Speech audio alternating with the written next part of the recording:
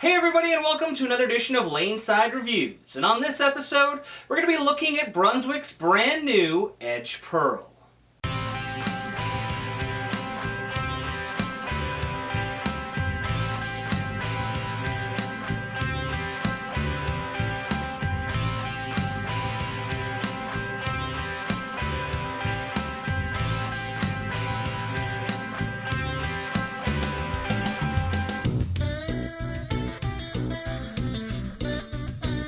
Alright guys, so welcome back. As always, I'm the Bearded Beast, Rob Johnson, joined once again by Scoops Porter, and as we said, we're looking at Brunswick's brand new ball, the Edge Pearl.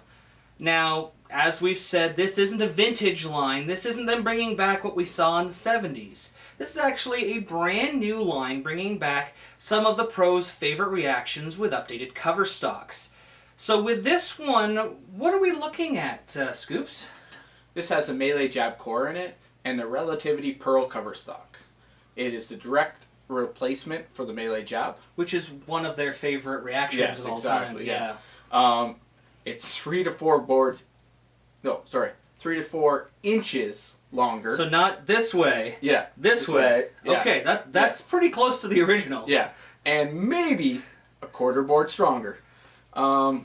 It's one of the pros' favorite reactions, so that's why they did it. Well, yeah, they've put the new composite cover stock on it as opposed to the old chemical friction that they had. So it's an updated cover stock, a little more durability, a little bit more performance over time. Now, talking about performance, if you look on the fresh, the Edge Pearl is going to be a little more downlane motion than what you saw out of the Quantums. But as they break down, the Quantums will stay clean and be a little more angular off the back of the lane. If you want to compare it to things that you've thrown from Brunswick, it's going to be 3 to 4 feet sooner, 3 to 4 boards stronger than the vintage Gold Rhino Pro, and a little more skid flip than the Danger Zone Vintage. So this is going to sit, well, exactly where the melee jab is, replacing that reaction, allowing people to throw it for longer. But rather than listening to us talk about it, why don't we take a lane side and see how it stacks up?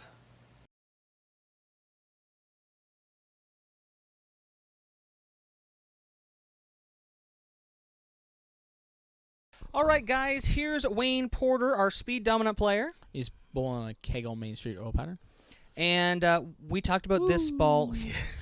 We talked about this ball being the direct replacement for the melee, depending on where you're from, jab. Yeah. Now, wait. It is 3 to 4 inches longer. That's right. Okay. I just want to clarify that. And a quarter board stronger. Yes. So basically replacing that ball with the new cover stock technology. The new composite, one of the reasons they've done this is the composite cover stocks last longer. They keep their performance longer, and it was a ball that everyone liked, so why wouldn't you want a ball to last longer? Exactly, yeah. You know? And obviously Wayne likes it. Yep. He's throwing perfect strikes straight down, letting it run up. Now, opposed to the solid one, this allows him to play a little straighter, not quite as much mid-lane read. Yeah, it's a little bit out in friction, a tiny bit more. Yeah. So it allows him to kind of bump it a little bit rather than having to wait for it to hook. Yeah. Now, here you are. What did you think of this? Woo!